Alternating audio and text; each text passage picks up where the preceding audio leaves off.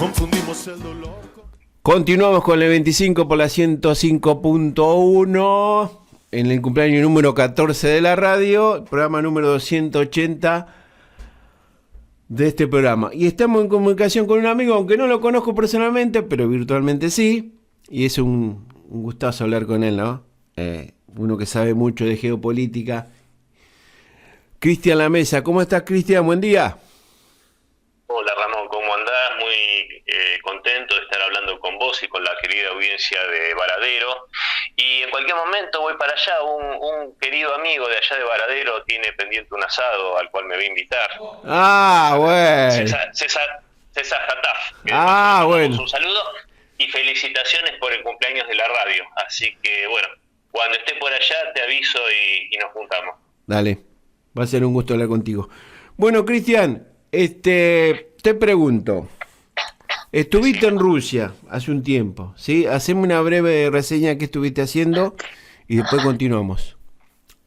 Sí, volví hace algo así como un mes y unos días. Estuve en mi cuarto viaje por allá por Rusia, viviendo 2 meses por allá. Siempre en mis viajes estoy 2 o 3 meses. Me gusta mucho estar y puedo permitirme esas licencias, ¿no? Estar en periodos prolongados que siempre te dan la posibilidad de conocer mucho más e interactuar mucho más con la gente, con el pueblo. Y con lo cual, por supuesto, te da experiencias muy interesantes. Y estuve puntualmente, más allá de que paseando y viendo a gente querida y tratando temas de trabajo, también porque fui nominado de 5, o sea, éramos un grupo de 5 personas seleccionadas entre 165 postulantes de 35 países para un premio que da una sociedad que se llama Sociedad Snani, que quiere decir Sociedad del Conocimiento, en Rusia, que premia justamente la labor artística, científica, cultural, etcétera. Y el año pasado justamente sumaron la categoría educador extranjero para todos aquellos que nos preocupamos por difundir a nivel mundial y en nuestro medio, digamos, lo que es la cultura rusa, la verdad histórica, la realidad geopolítica, etcétera. Así que bueno, fue un honor para mí y era el único hispanoparlante. Había una mujer que es de Austria, la ex ministra de Relaciones Exteriores de ese país, un corresponsal de guerra francés que fue el que fue galardonado finalmente. Así que bueno, la verdad que un honor enorme con el que me distinguió esta importante sociedad rusa. Me alegro mucho. Bueno, te pregunto, hoy, ¿cómo está Argentina posicionada en el mundo? A ver, ¿cuál es tu visión de lo que está pasando y por qué sucede esto, ¿no? Que hoy Argentina está peleado con el mundo entero, sacando Estados Unidos, Inglaterra y Israel, después estamos peleados con el mundo. ¿Por qué pasa esto? ¿Cuál es tu visión? Bueno, a ver, en principio hay que decir que desgraciadamente, como alguien dijo hace poco, justamente refiriéndose al presidente Milei, que es muy peligroso que una persona sumamente inestable esté al mando de un país que también es históricamente inestable. Entonces, por supuesto, esa receta para el desastre, desgraciadamente, mediante la elección popular, debo decirlo humildemente, desacertada a mi modo de ver, pero bueno, llevaron finalmente a Javier Milei al sillón de Rivadavia. Y esta posición destemplada, esto de creerse que sigue siendo un panelista de televisión en el cual puede insultar a nuestros principales socios comerciales como son Brasil y China, con una canciller que realmente yo no entiendo sinceramente por qué uno puede no ser demasiado avesado en el arte de la diplomacia, pero ya cometer dislates tan grandes como decir que son todos los chinos, que todos los chinos son iguales, con una muestra de un racismo estúpido y como una humorada tonta también. Entonces, bueno, por supuesto que esto es como una comedia de enredos que desgraciadamente la Argentina la va a pagar muy caro, y creo que había un periodista, Jorge Lanata, que en su momento dijo, perdóname por el francés, Ramón, pero dijo textualmente: se nos cagan de risa en el mundo. Bueno, yo no sé si en ese momento era así, hoy sí es así. Países que nos tienen muchísimo cariño y que son países amigos como Rusia, miran con mucha pena y con cierto dolor las actitudes del gobierno argentino esa actitud totalmente hostil para justamente con Moscú, que repito, es un país que históricamente Rusia ha sido un amigo de la República Argentina, y China, por ejemplo, por citar otra importante potencia y el principal socio comercial nuestro, diría, junto con Brasil, yo creo que se está en la cuerda floja de que sinceramente China diga hasta acá llegamos y corte las relaciones comerciales tan beneficiosas para la Argentina que llevamos adelante con el país asiático, porque si hay algo que el chino no tolera es la falta de respeto. Para el chino es fundamental las relaciones en un marco de respeto y las ofensas no las toleran. Entonces, bueno, basta ver la diplomacia china, lo que es, ¿no? Y entonces, bueno, la Argentina está en una situación de servilismo para con Washington y Tel Aviv, y por supuesto Londres también, y también en una sobreactuación que los deja en ridículo ante sus propios, vamos a decir, socios, entre comillas, porque yo creo que hasta para la Casa Blanca fue ridículo lo del comité de crisis y todo eso cuando fue ese paripé entre Teherán y Tel Aviv, ese cruce de drones que finalmente, yo lo decía en un reportaje que me preguntaba si estábamos a las puertas de la Tercera Guerra Mundial por este hecho, y decía, la verdad que no veo que vaya a ir a mayor esa situación, lo que finalmente pasó. Pero sí, por supuesto, que el ridículo que hace Javier Milei, disfrazado de G.I. Joe, yendo desesperadamente a rendirle pleitesía a la general Laura Richardson en Tierra del Fuego, algo nunca visto, porque se mantiene cierta relación de, a ver, un presidente ve a otro presidente, un canciller se entrevista con otro canciller, salvo que sea algo muy importante, difícilmente un presidente recibe a un canciller. Esto se pueden dar excepciones en relaciones que son ya de una amistad profunda y casi de una hermandad, como es hoy entre la República Popular China y Rusia, que va a Sergei Lavrov a Beijing y es recibido por Xi Jinping, aparte del canciller chino. Pero si no, habitualmente se mantiene como una especie de paridad, digamos, entre los representantes de los países.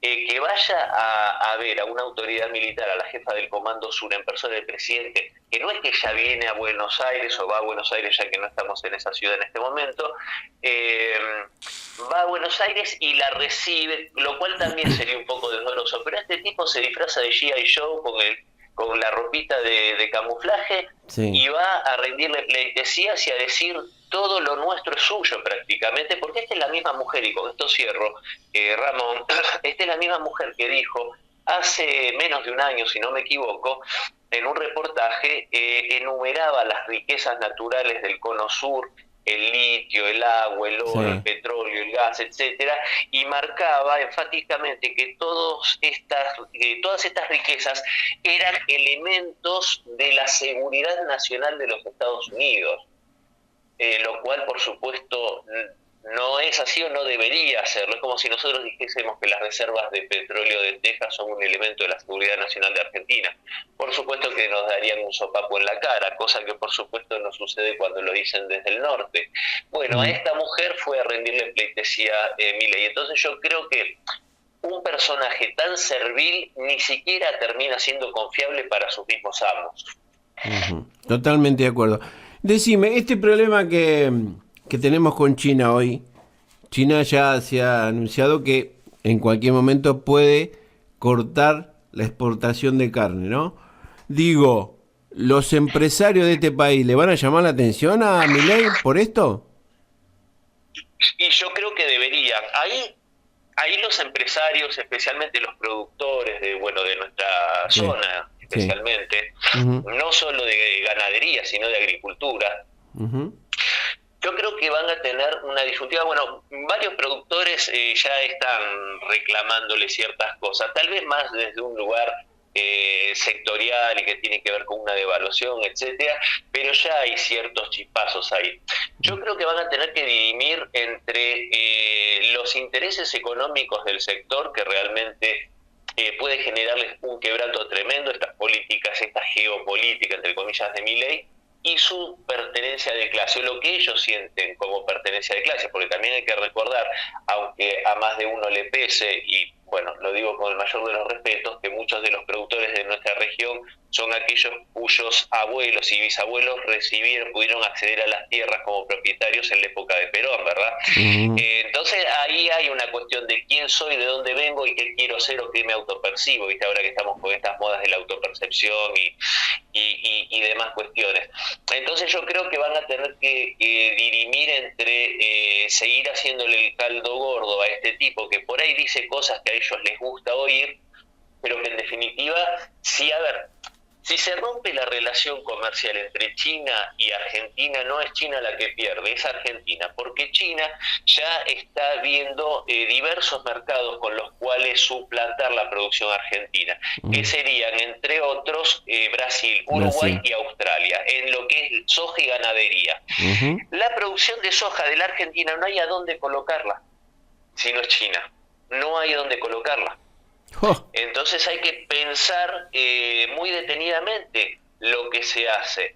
Y también hay que pensar que no es gratuito decir tonterías a los cuatro vientos y que realmente, por otro lado, cuando en el campo de la geopolítica y de la diplomacia hay países que cuando toman una decisión la toman de verdad y la toman de forma definitiva, y tiene que haber un trabajo muy arduo para revertir eso y que tal vez toma décadas, porque las políticas en este aspecto son a largo plazo. Fíjate la política de Itamaraty, la diplomacia brasilera, que no ha tenido prácticamente, no ha tenido bandazos con los gobiernos no sé, por decirte, Cardoso, Lula, Dilma, Bolsonaro, Lula de vuelta. Vos fijate que su pertenencia a los BRICS y demás cuestiones no han tenido prácticamente vaivenes en lo que es la geopolítica.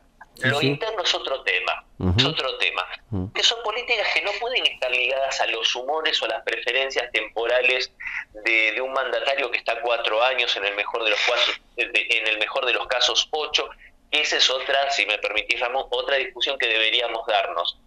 Si realmente el cuento, y lo digo con todas las letras, el cuento de la alternancia es algo que es válido, o si es un engaño que hacen los que ejercen los poderes reales para debilitar a la política, y si no es mucho más lógico que mientras que el pueblo elija a un representante, lo puede elegir todas las veces que quiera, mientras que sea por el voto popular y que haya competencia democrática.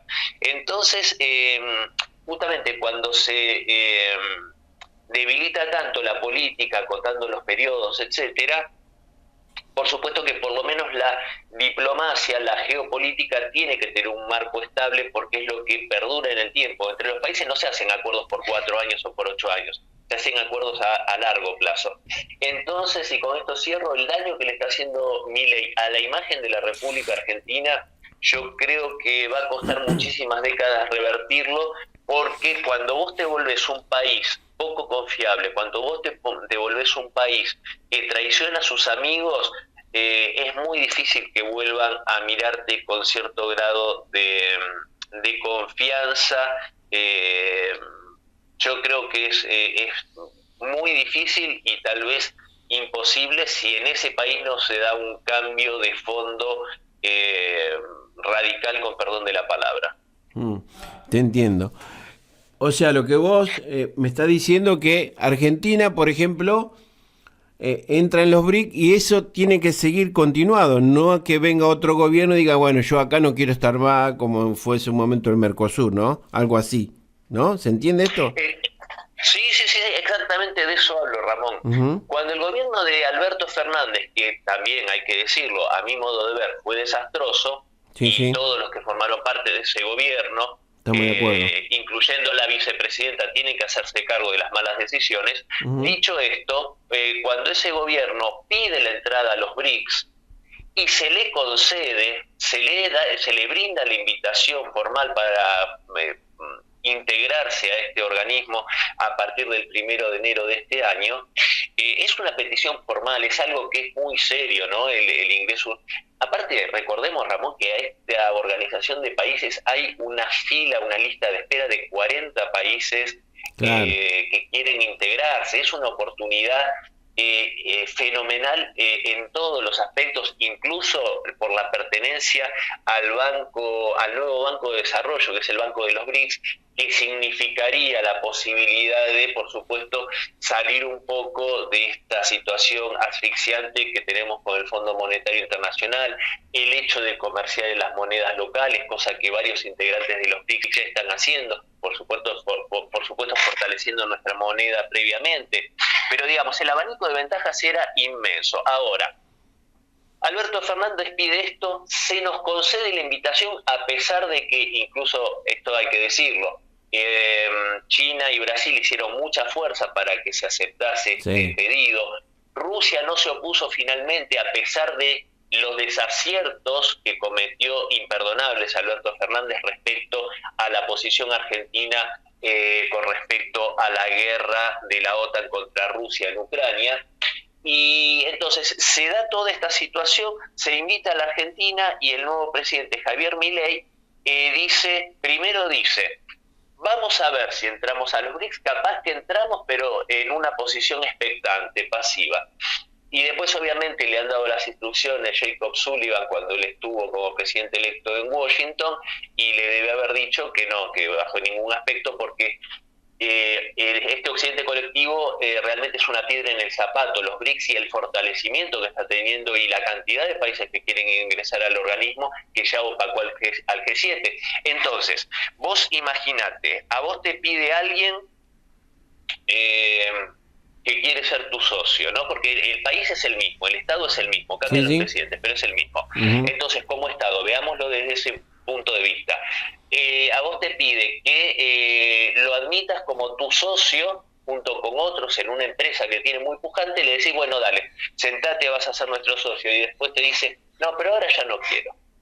Entonces vos decís, bueno, este muchacho tiene problemas, dejémoslo, que tenga suerte, que vaya por su camino, pero si después vuelve, dentro de 4 años, y te dice, ¿sabés qué? Ahora quiero estar en tu empresa, ¿me aceptás como socio? Vos le vas a decir, déjamelo pensar, yo te llamo.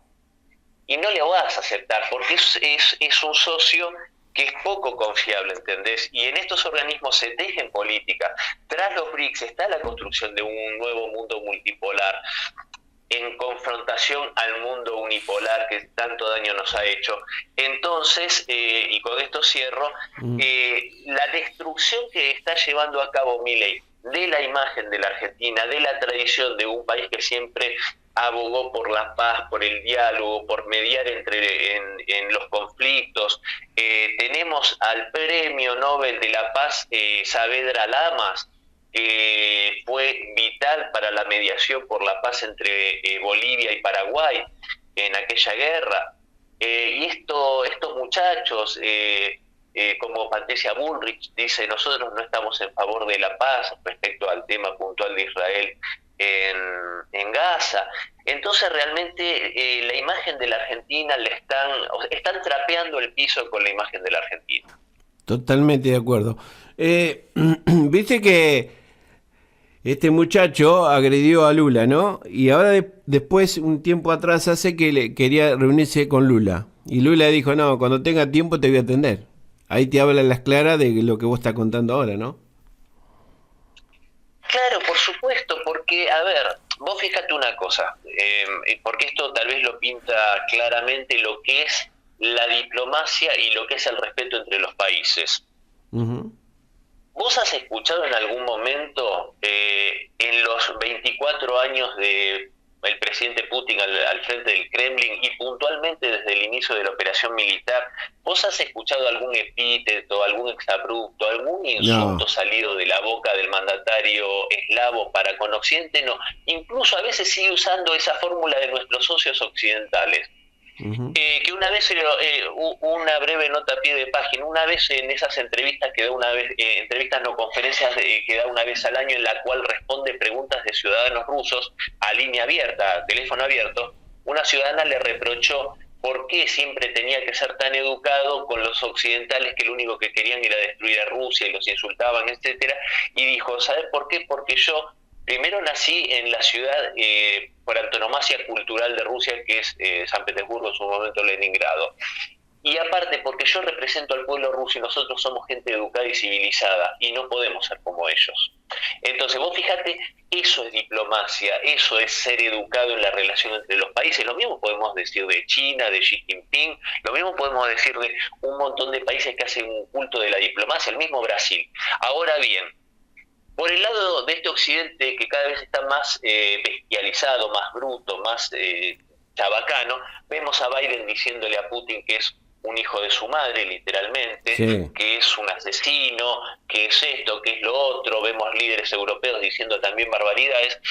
Entonces, esto puede ser bien visto o aceptado por gente que realmente está en plena decadencia de un imperio, y reitero, decadente. Milei es muestra de la decadencia de la Argentina también, esto hay que decirlo y hay que asumirlo, porque el problema, Ramón, y acá por ahí muchos oyentes tuyos se van a enojar conmigo, el problema no es que, a mi modo de ver, Milei está loco y es presidente. El problema es que yo creo que es muy claro que Milei tiene problemas mentales, pero la mayoría de la gente lo eligió presidente.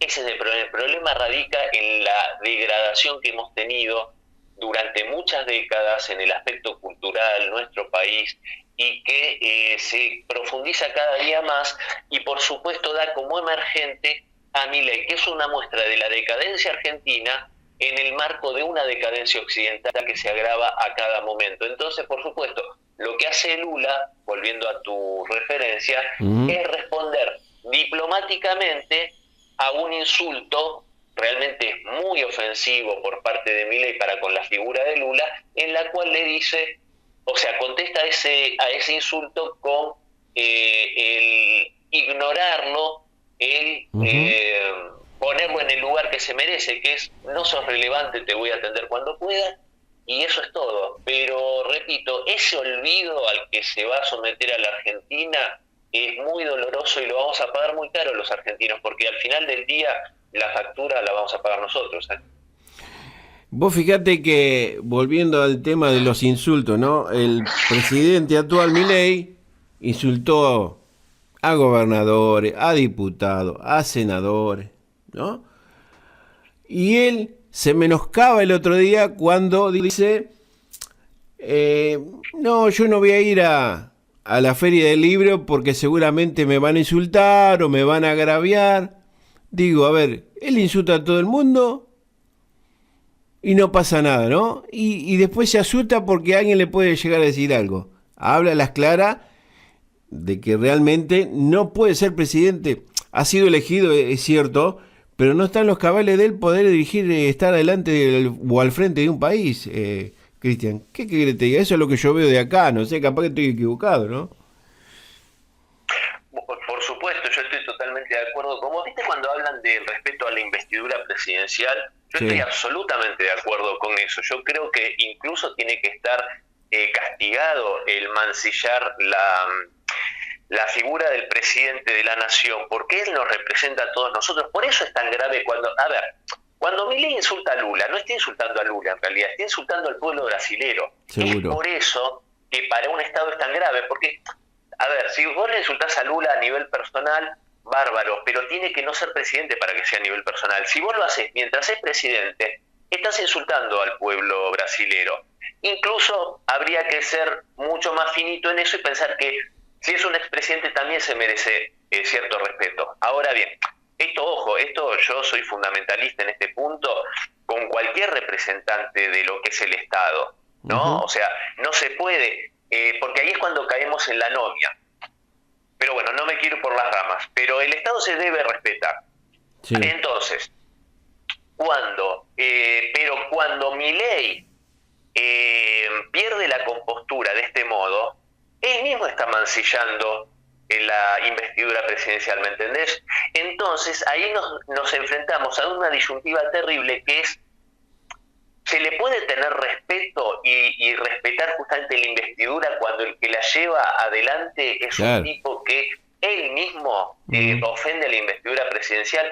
Ese es el tema fundamental y más grave al que nos enfrentamos en este momento. Y obviamente que también, como yo recién decía, que creo que Milei es un emergente de la decadencia argentina, también hay que decir que esa característica que vos también resaltaste hace un rato, que parecería ser que él tiene derecho a insultar a todo el mundo, pero si le insultan a él es muy grave, es una característica también de cierta decadencia argentina cuando vos te acordás, y bueno, voy a dar un nombre, pero bueno, mala suerte es el ejemplo que voy a dar, cuando el humorista y conductor televisivo Marcelo Tinelli hacía todo tipo de bromas pasadas Sí. pesadas y que eran bastante ofensivas en muchos casos, pero en las ocasiones que su propio equipo le hizo alguna de estas bromas, realmente no se lo tomó con humor y se enojó bastante. Bueno, esa postura que se tiene de canchero, que uno puede cargar a todo el mundo, pero cuando lo cargan a uno se enoja, bueno,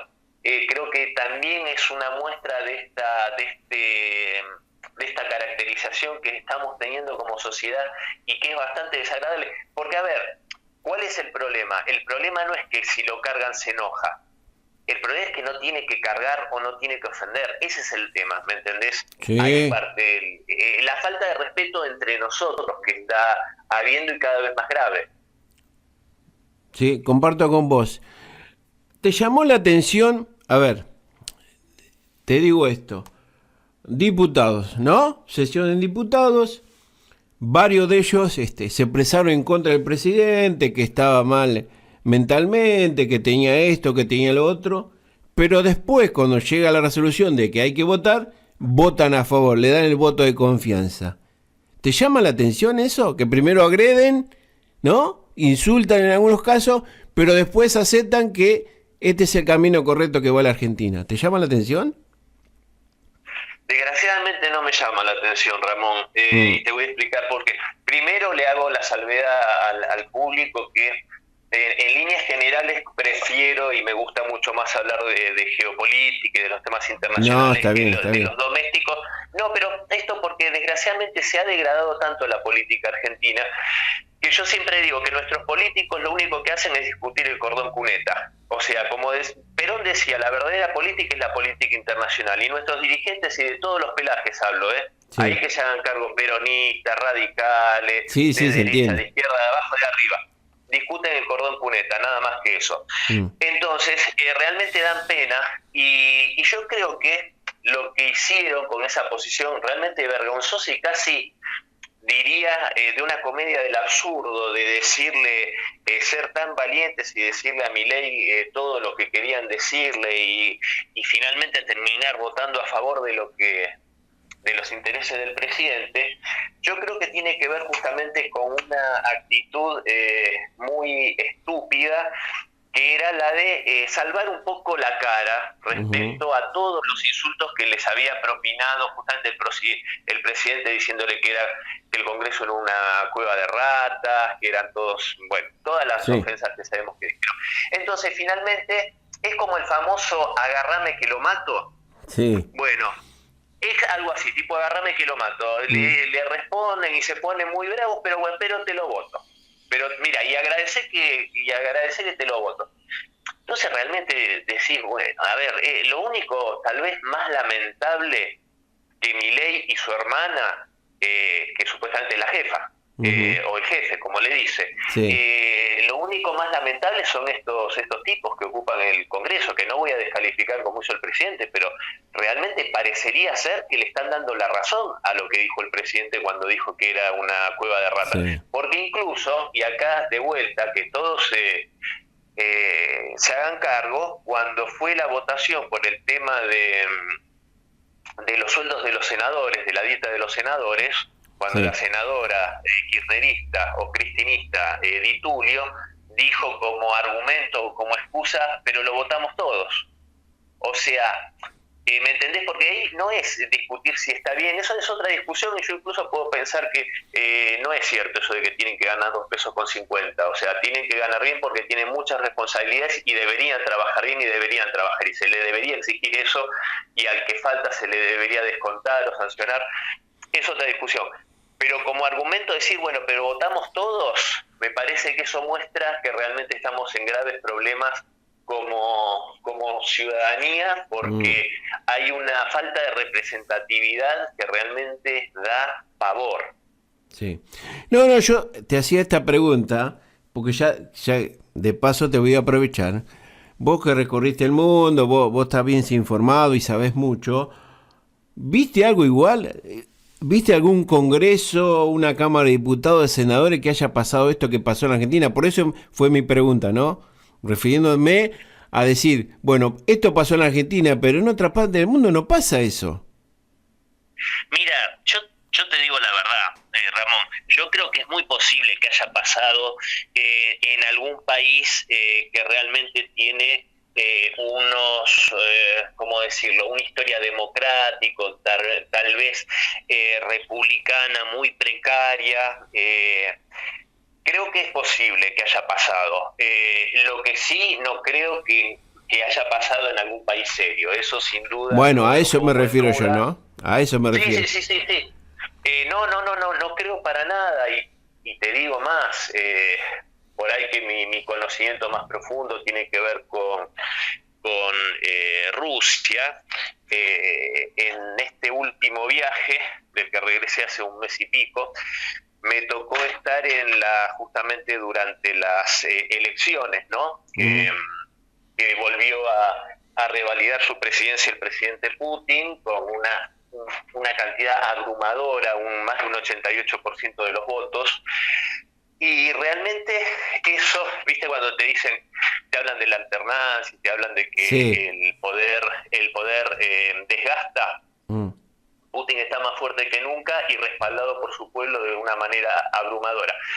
Pero ¿por qué lo traigo a cuento? Porque justamente eso es resultado de que el pueblo ruso sabe a dónde quiere ir, claro. ¿entendés? Ujú, Sabe el rumbo al que se dirige. Y yo el otro día daba una charla para una clase del Instituto de Relaciones Internacionales de la Universidad de La Plata, Universidad Nacional de La Plata, ujú. y señalaba que de los 4 candidatos a presidentes en estas elecciones en Rusia, solo uno se lo puede meter en la categoría de partido de tendencia liberal de derecha pro-occidental.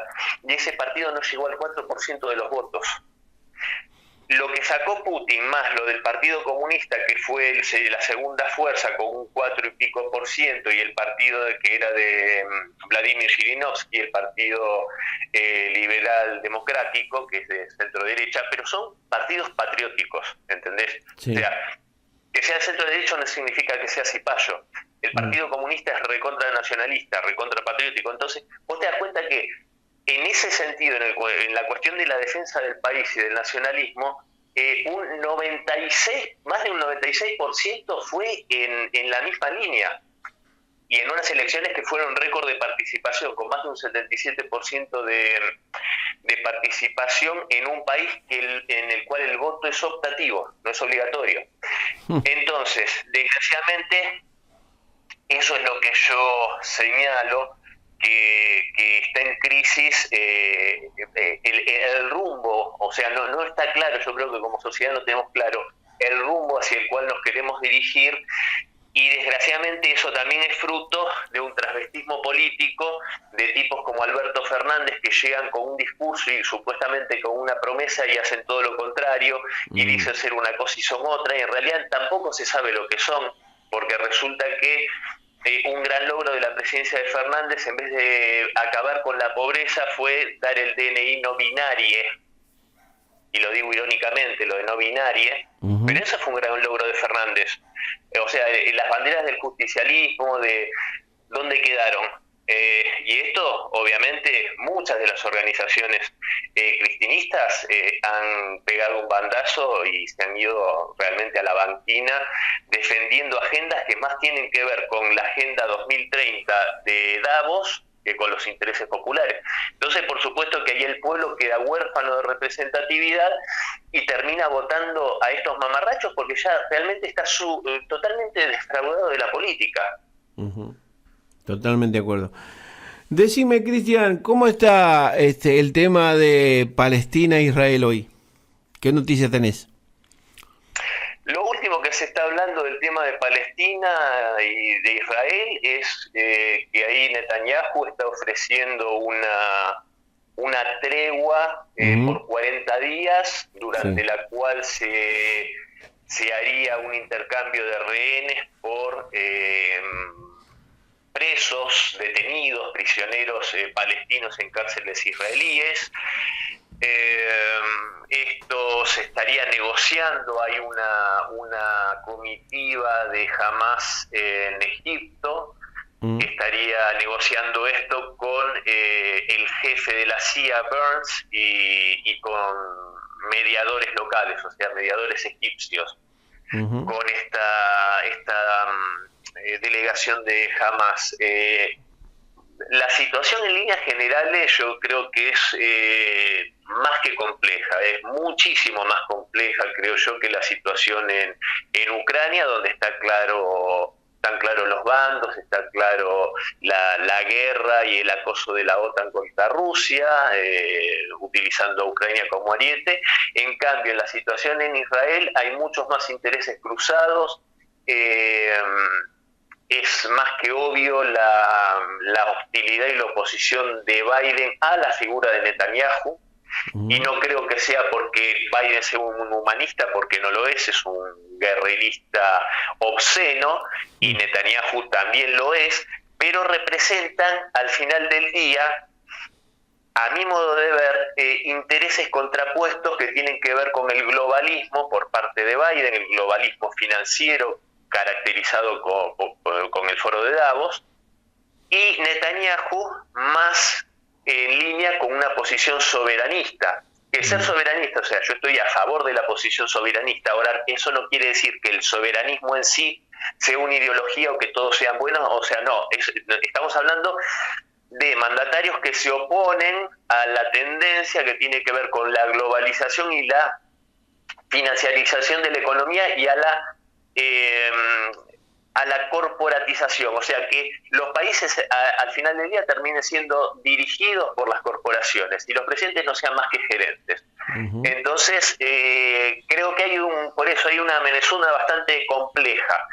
¿Por qué lo digo? Porque, por ejemplo, el ataque del 7 de octubre se sabe que estaban avisados, que las fuerzas israelíes estaban avisadas de lo que iba a suceder desde la inteligencia egipcia, que les había comunicado esto, hasta las mismas miembros del ejército israelí que vigilan las fronteras, las fronteras de Gaza con sistemas de televisión, de circuito cerrado, y habían alertado sobre movimientos que dejaban en claro que iba a haber una operación, y se lo dejó suceder, se lo dejó pasar. Entonces, el tema es por qué se lo dejó pasar. Fue intencionadamente de parte de Netanyahu para fortalecerse y evitar todo el tema de las protestas que habían con el tema de la reforma judicial, etcétera, o fue una traición desde el mismo seno del ejército para justamente debilitarlo a Netanyahu. Es una historia en proceso, y para mí por lo menos no termina de estar claro la finalidad, pero es mucho más turbio que lo que nos cuentan. Está bien. Te hago la última. Hay muchos países de Europa hoy, en este último tiempo. Perdóname, no te entendí. No, que hay muchos países de Europa hoy, esta semana pasado, que han apoyado a Ucrania con dinero. Decime, sí. ¿Esto es para que se prolongue la guerra o para que Ucrania se abastezca y dé un corte final a esto? ¿Cuál es tu pensamiento a esto? Mi pensamiento es que justamente están en un grado de desesperación que los hace dar pasos en falso. Si vos te fijas, la posición, por eso yo decía, es tan importante cuando se tiene un liderazgo fuerte y positivo para el pueblo, que ese liderazgo pueda continuar a largo plazo, porque las políticas son a largo plazo. Es lo que pasa con Putin.